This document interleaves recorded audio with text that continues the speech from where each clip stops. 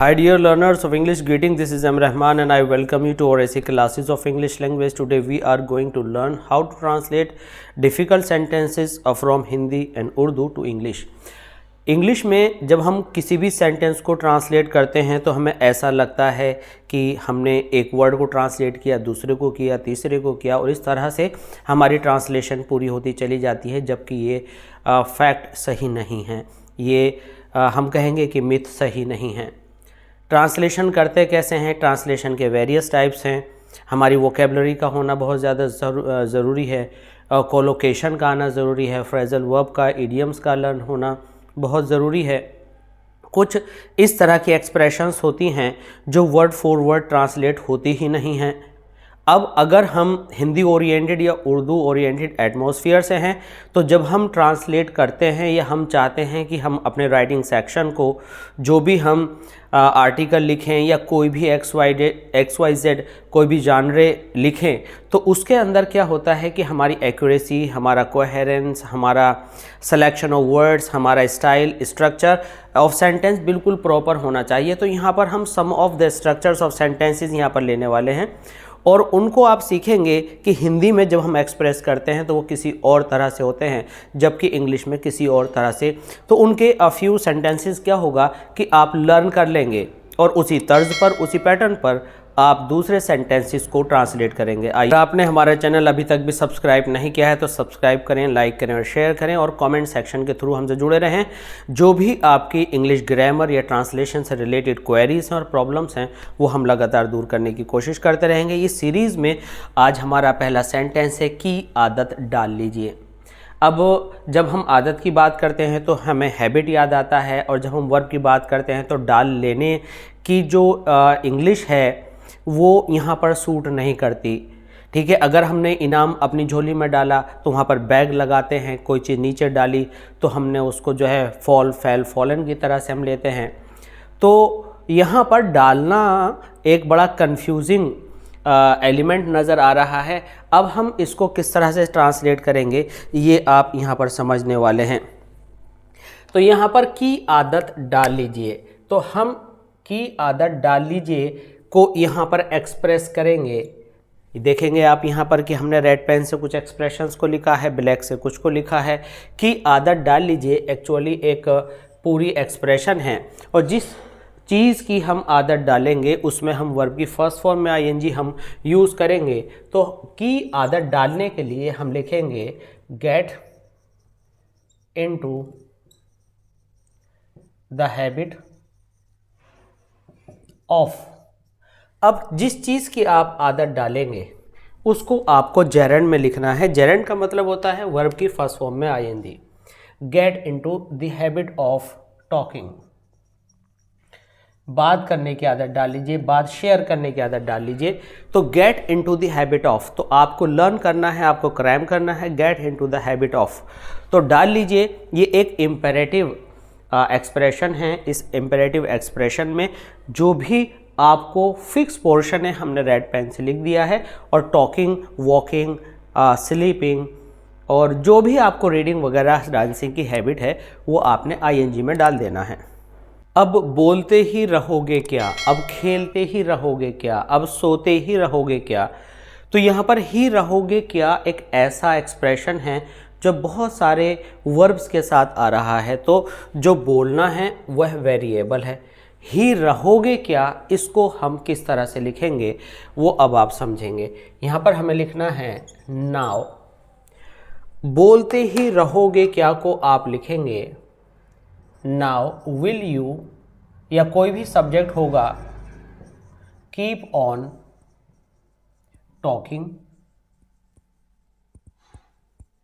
तो अब ये जो टॉकिंग है ये आपका वेरिएबल है, हमारा मेन एक्सप्रेशन है विल यू कीप ऑन। जब आप विल यू कीप ऑन लगाएंगे तो विल यू कीप ऑन के बाद आप हमेशा जेरेंड लगाते हैं। हम इसको यहाँ पर ब्लू पेन से लिख लेते हैं। आप यहाँ पर अगर ऑन ना लगाएं तो भी चलेगा। Will you keep talking, will you keep smiling. और नाउ चूंकि अब के लिए आया है तो नाउ अब के लिए आपका यहाँ पर एक्सप्रेशन हुआ। बोलते ही रहोगे क्या के लिए ये पूरा एक्सप्रेशन हुआ और बोलने के लिए यहाँ पर ये आपने वर्ड लगाया, और जब आप वर्ब की फर्स्ट फॉर्म में आईएनजी को यूज़ करते हैं तो उसको हम जेरेंड कहते हैं। तो एक्सप्रेशन हुआ, अब आप खेलते ही रहोगे क्या, now will you keep playing, या now will you keep on playing, now will you keep on giving excuses. इस तरह से आप अपनी एक्सप्रेशन को एक्सप्रेस करेंगे। अच्छा होगा कि आप चले जाएं, अच्छा होगा। अब इस अच्छा होगा को आप किस तरह से लिखेंगे, आप लिखेंगे, अब यहाँ पर जो सब्जेक्ट है तो सब्जेक्ट आप यू बिगिनिंग में ही लिख देंगे, और जो एक्सप्रेशन आपकी फिक्स है अच्छा होगा, यानी आपके लिए अच्छा होगा कि चले जाएं, अच्छा होगा कि आप चले जाएं को हम उसको सब्स्टिट्यूट करते हैं और कहेंगे आपके लिए अच्छा होगा कि चले जाएं। तो हमने यू को यहाँ पर पहले लिखा और हम लिखेंगे यू हैड बेटर। आप कहेंगे कि सर हेड के साथ ये तो बीन आता है, ये वर्ब की थर्ड फॉर्म आती है, लेकिन ये आपको एज इट इज़ एक्सप्रेस करना है, आपको लर्न करना है यू हैड बेटर। और जब भी आप हैड बेटर का यूज़ करते हैं तो आप वर्ब की फर्स्ट फॉर्म यूज़ करते हैं, और आपको टू भी यूज़ नहीं करना होता और आपको थर्ड फॉर्म भी यूज़ नहीं करनी होती। You had better go from here. यहाँ पर जो ब्लू कलर हमने यूज़ किया है वह बहुत ही नॉर्मल स्ट्रक्चर के लिए है। जो हमें पार्ट माइंड में बियर करना है वो हैड बेटर है, और हैड बेटर के साथ हमेशा फर्स्ट फॉर्म आती है। ये जो गो है ये वेरिएबल है, you had better go, you had better learn, you had better purchase new books. तो इसको आपने एक्सप्रेस करना है। अगर आप आपकी जगह ही कह रहे हैं तो ये भी वेरिएबल हो जाएगा, और आप कहेंगे he had better buy this book, he had better choose some new option. तो इस तरह से आप इसे एक्सप्रेस करेंगे। मुझे लगा कि वह मान लेगा, मुझे लगा, अब लगने की तो बहुत सारी एक्सप्रेशंस हैं, जैसे कि हम कहेंगे कि ऐसा लगता है कि वह यहाँ है, 2 और 2 मुझे तो 4 लगता है, उसे बहुत जल्दी बुरा लगता है। तो लगने के बहुत सारे एक्सप्रेशंस हैं। तो यहाँ पर जो हम मुझे लगा यहाँ पर लिखेंगे उसको हम यहाँ पर ट्रांसलेट करेंगे, या डे टू डे एक्सप्रेशंस में हम इस तरह से एक्सप्रेस करेंगे आई थॉट, इस तरह से एक्सप्रेस करेंगे आई थॉट। आई थॉट के बाद अब आप यहाँ पर लिखते हैं दैट। आपको स्पोकन में दैट लिखने की ज़रूरत नहीं होती। अगर आप दैट लिख भी देते हैं तो ये कोई बहुत बड़ा इशू नहीं है, वह मान लेगा। मानने की he would consider, he would consider.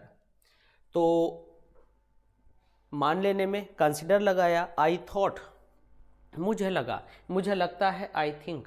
तो ये फ्यूचर में बहुत अच्छी एक्सप्रेशन नहीं मानी जाती है।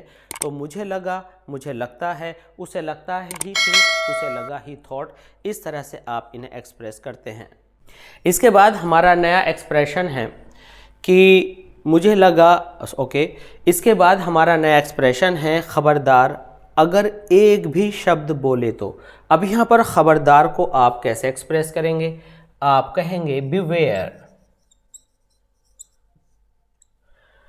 अगर एक भी शब्द बोले तो बिवेयर हमारे लिए इंपॉर्टेंट एक्सप्रेशन थी। इसके बाद एक भी शब्द बोले तो आप कहेंगे if you utter, utter means बोलना, सिंगल। आप कहेंगे कि सर जब ए आ गया तो फिर सिंगल की क्या ज़रूरत है। तो जैसे आपने एक के साथ यहाँ पर वर्ड भी लगाया, तो उस भी को बेस्ट एक्सप्रेस करने के लिए आप अ सिंगल बोलते हैं। If you utter a single word, तो यहाँ पर मेन एक्सप्रेशन है बिवेयर। मैं बेसब्री से तुम्हारा इंतज़ार कर रहा हूँ। तो यहाँ पर जो एक्सप्रेशन है बेसब्री, उसको हम रेडिंग से लिखेंगे, तुम्हारा इंतज़ार कर रहा हूँ, I am waiting for you. ये आपके लिए बहुत नॉर्मल बात होगी। मैं बेसब्री से तुम्हारा इंतज़ार कर रहा हूँ। तो यहाँ पर बेसब्री को हम एक्सप्रेस करेंगे I am looking forward to. अब लुक फॉरवर्ड टू एक ऐसी एक्सप्रेशन है जो कि बेसब्री से इंतज़ार करने के लिए हम यूज़ करते हैं। इसमें अगर कभी भी आप देखें तो टू में इसमें यहाँ पर जेरंड आता है, और जेरंड का मतलब होता है वर्ब की फर्स्ट फॉर्म में आईएनजी। आमतौर से देखने में क्या आता है कि जेरेंड ना लगाकर हम टू के साथ वर्ब की फर्स्ट फॉर्म लगाते हैं, लेकिन लुक फॉरवर्ड टू ये हमारी एक ऐसी एक्सप्रेशन है जिसमें हमें आईएनजी लगाना होता है। तो आप कहेंगे I am looking forward to waiting for you. आप कहेंगे मैं बड़ी बेसब्री से अपने रिजल्ट का इंतज़ार कर रहा हूँ, तो I am looking forward to my result. तो यहाँ पर टू के बाद या तो नाउन आएगा या वर्ब की फर्स्ट फॉर्म में आईएनजी की एक्सप्रेशन आएगी। क्योंकि वर्ब की फर्स्ट फॉर्म में जो आईएनजी की एक्सप्रेशन है वह आईएनजी की एक्सप्रेशन आपका जेरेंड का काम करती है, और जेरेंड जो है वर्बल नाउन है, अपने आप एक नाउन का काम करता है। तो लुकिंग फॉरवर्ड टू के बाद या तो वर्ब की फर्स्ट फॉर्म में आईएनजी या आप यूज़ करते हैं नाउन। तो इस तरह से ये आपकी कुछ एक्सप्रेशंस हुई। इनमें हम अगर मार्क्स यहाँ पर नंबर डालें, इसको सीरीज़ बनाएं, तो आपके ये 6 सेंटेंसेस होते हैं। अब हम चलते हैं 7th एक्सप्रेशन की तरफ। अब यहाँ पर हमारी नई एक्सप्रेशन है बाएं हाथ का खेल।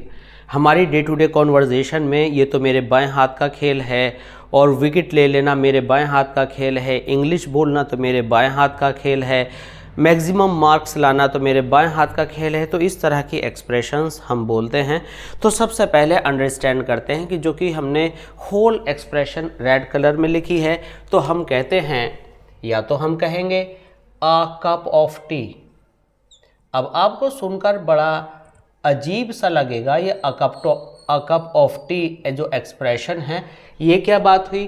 तो अभी हमने बिगिनिंग में आपसे कहा था कि आपको अपने ट्रांसलेशन को वर्ड फॉर वर्ड अक्षरशः एज इट इज़ नहीं समझ लेना है। आपको ये कंसीडर करना पड़ेगा कि जो आपका यहाँ पर कप ऑफ टी है वह बाएं हाथ के खेल के लिए एक्सप्रेशन है, या आप इसको कहते हैं a piece of cake. A piece of cake का मतलब कि जितनी आसानी से आप केक का पीस उठाते और खा लेते हैं उतना आसान है मेरे लिए ये काम। तो आपने कहा सिंगिंग तो मेरे बाएं हाथ का खेल है, तो आप कहेंगे singing is a piece of cake for me, ये आप कहेंगे singing is a cup of tea for me. तो बाएं हाथ का खेल ये एक्सप्रेशन आपको ऐड करनी पड़ेगी उस बात में जो आप कहना चाहते हैं। अगर आप गायन की बात कर रहे हैं तो सिंगिंग कहेंगे, खेलने की बात कर रहे हैं तो प्लेइंग कहेंगे। आपको वर्ब की फर्स्ट फॉर्म में आईएनजी के साथ इसके साथ एडजस्टमेंट करना है। तो ये एक्सप्रेशन आपको बहुत अच्छे से समझ में आई होगी। अब हम आते हैं, यह बड़ी अजीब बात लगती है। हम इस वीडियो के डिस्क्रिप्शन में आपको कुछ ऐसी ट्रांसलेशन के लिंक्स देंगे जैसे कि लगने की वेरियस फॉर्म या कहने की वेरियस फॉर्म्स, महसूस करने की वेरियस फॉर्म्स, दिखने की वेरियस फॉर्म्स। तो यहाँ पर हमने कहा ये बड़ी अजीब सी बात लगती है। अभी पीछे एक एक्सप्रेशन हमने अंडरस्टैंड किया, वो था मुझे लगता है, आई थिंक, आई एज्यूम। इस तरह से अब हम यहाँ पर एक नई बात लेकर के आए हैं, ये बड़ी अजीब बात लगती है। तो इसको आप इस तरह से समझ सकते हैं, इट साउंड्स। तो जो हमारा मेन एक्सप्रेशन है वो है इट साउंड्स। अजीब हमारा वेरिएबल पार्ट है। हम इसको यहाँ पर ब्लैक से इसलिए लिख रहे हैं क्योंकि ये हमारी एक्सप्रेशन जो है ये वेरिएशन में जाएगी, ये वर्ड बदलता रहेगा। It sounds scary. कैरी से अलग आप वियर्ड भी लिख सकते हैं, स्ट्रेंज भी लिख सकते हैं, क्वियर भी लिख सकते हैं। तो बहुत सारे वर्ड्स हैं और ईजीएस्ट एक्सप्रेशन आपकी है स्ट्रेंज। तो अजीब सी बात लगती है या अजीब बात लगती है, इट साउंड्स। तो यहाँ पर जो लगने का मामला है, यहाँ पर बड़ी की अपनी कोई वैल्यू नहीं है। It sounds. किसी ने आपसे कहा कि आइए दावत में चलते हैं, तो आप कहेंगे वाह बहुत बढ़िया, यानी बड़ी बढ़िया बात लगती है, तो आप कहेंगे इट साउंड्स गुड। आप अच्छा काम नहीं करते तो आप कहेंगे इट साउंड्स बैड, बहुत बुरी बात लगती है। तो लगने में साउंड का आप एक्सप्रेशन देते हैं, it sounds scary, it sounds weird, it sounds great. तो ये जो हमने स्कैरी वियर्ड लिखा, ये आपकी एक्सप्रेशन है जो ज़रूरत के अकॉर्डिंग घटती बढ़ती या बदलती रहती हैं। नाउ द नेक्स्ट इज एक हाथ से ताली नहीं बजती है। ये प्रोवर्बियल लाइन है, ऐसा लोग बोलते हैं। तो इसका जो एक्सप्रेशन है देखिए, इसको पाम कहते हैं, इसको क्लैपिंग कहते हैं। तो इसका यहाँ इन वर्ड्स से कोई लेना देना नहीं है। तो यहाँ पर हम इसको बिल्कुल अलग तरह से एक्सप्रेस करेंगे। आप कहेंगे it takes to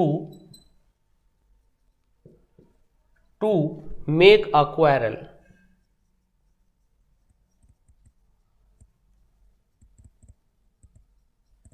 it takes to make a quarrel.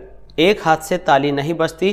तो ये एक्सप्रेशन आपको लर्न करनी पड़ेगी, इसको कई बार आपको स्पीक करना पड़ेगा, and then later after practising you will use it thoroughly और प्रॉपरली। तो यहाँ पर मेहनत का फल मीठा होता है। नेक्स्ट एक्सप्रेशन नंबर 10 है। तो मेहनत का फल मीठा होता है। तो लिटरली मेहनत किसी फल का नाम नहीं है, मेहनत किसी बीज का नाम नहीं है जिसका फल मीठा निकल करके आता है। तो यह एक जो है हम रिज़ल्ट निकालते हैं, कॉन्क्लूड करते हैं, तब हम इस बात को कहते हैं। तो इस कॉन्क्लूज़न को आप किस तरह से एक्सप्रेस करते हैं? आप इसको इस तरह से एक्सप्रेस करेंगे, sweet are the uses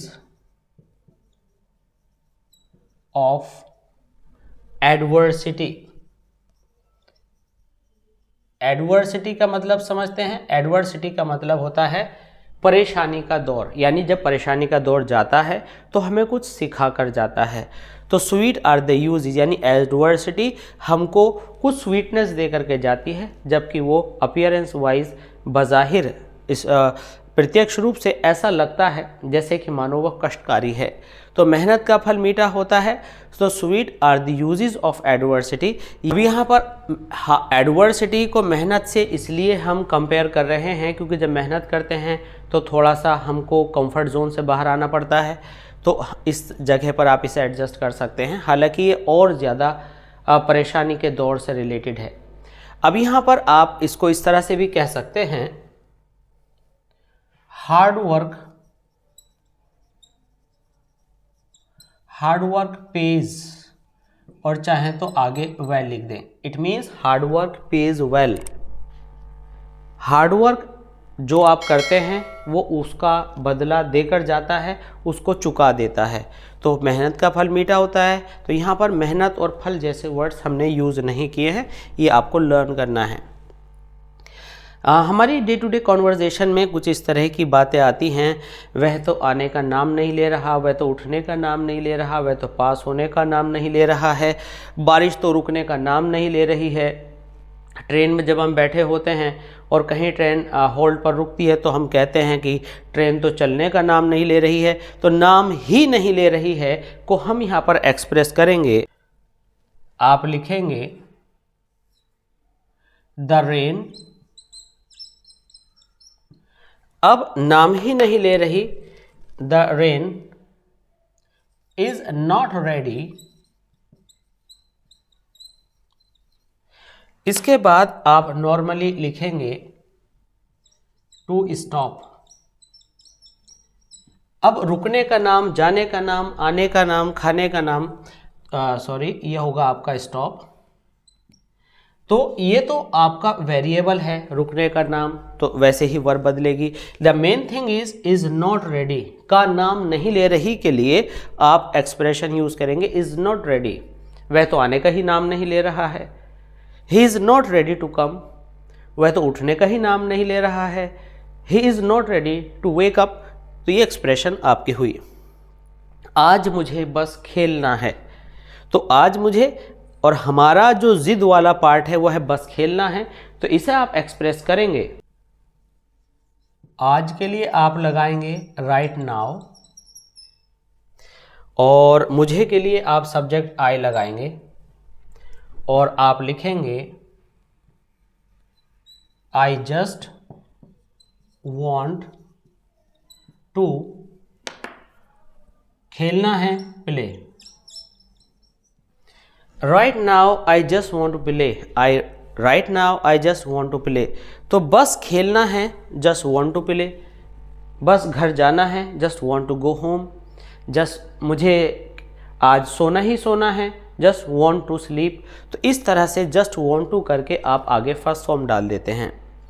आगे से मेरे पास आने की ज़रूरत नहीं है, ऐसा लोग बोलते हैं एंगर में या किसी भी अदर रीज़न से। तो आगे से की इंग्लिश आप लिखेंगे from now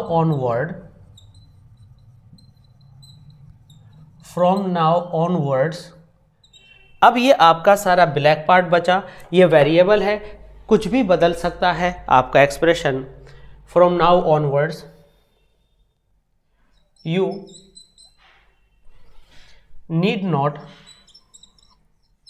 needn't come to me।